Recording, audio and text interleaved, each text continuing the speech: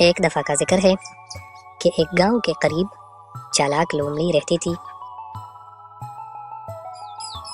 وہ اپنے خوشامد اور چکنی باتوں سے لوگوں کو دھوکہ دیتی تھی۔ ایک روشن صبح ایک کوا خوراک کی تلاش میں اڑ رہا تھا۔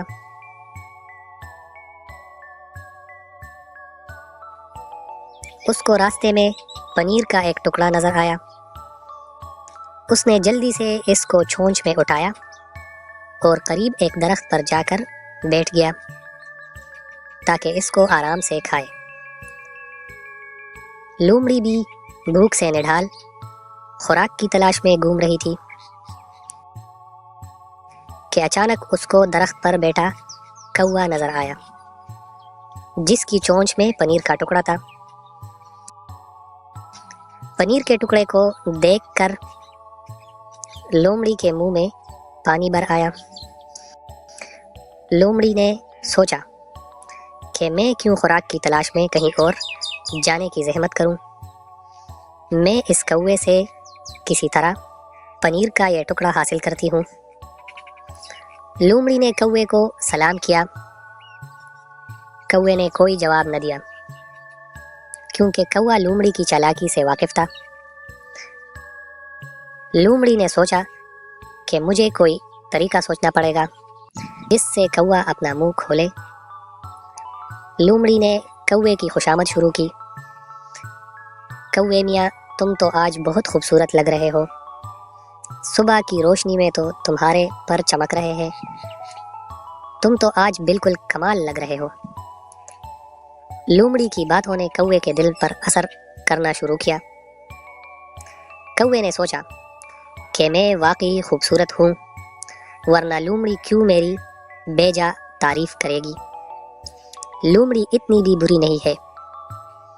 لومڑی نے اس کے چہرے سے بدلتے خیالات کو محسوس کر لیا کیونکہ لومڑی اسی لمحے کا انتظار کر رہی تھی۔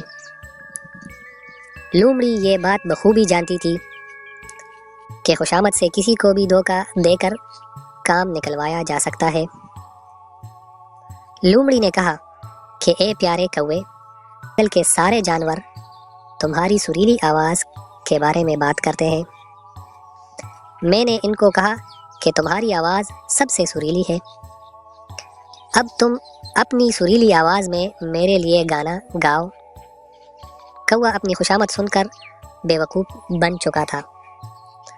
اس نے سوچا لومڑی کتنی اچھی ہے جو پورے جنگل میں میری تعریف کرتی ہے، مجھے اس کے لیے گانا چاہیے اور اپنے دوست لومڑی کو اپنی آواز سے خوش کرنا چاہیے۔ کوے نے اپنی آواز نکالی، کا کا۔ اگلے ہی لمحے پنیر کا ٹکڑا اس کی چونچ سے زمین پر آ گرا۔ لومڑی جو کافی دیر سے اس لمحے کے انتظار میں تھی، اس نے جلدی سے پنیر کا ٹکڑا اٹھا کر کھا لیا۔ لومڑی نے اسے کہا، اے بے وقوف کوے، تمہاری آواز شاید اچھی ہو لیکن دماغ بالکل خالی ہے۔ ہا ہا ہا ہا ہا۔ کوے کو اپنی بے وقوفی کی سمجھ آ گئی لیکن اب کچھ نہیں ہو سکتا تھا۔ لومڑی خوشی خوشی واپس لوٹ گئی اور کوے کو سبق مل گیا کہ خوشامد بری بلا ہے۔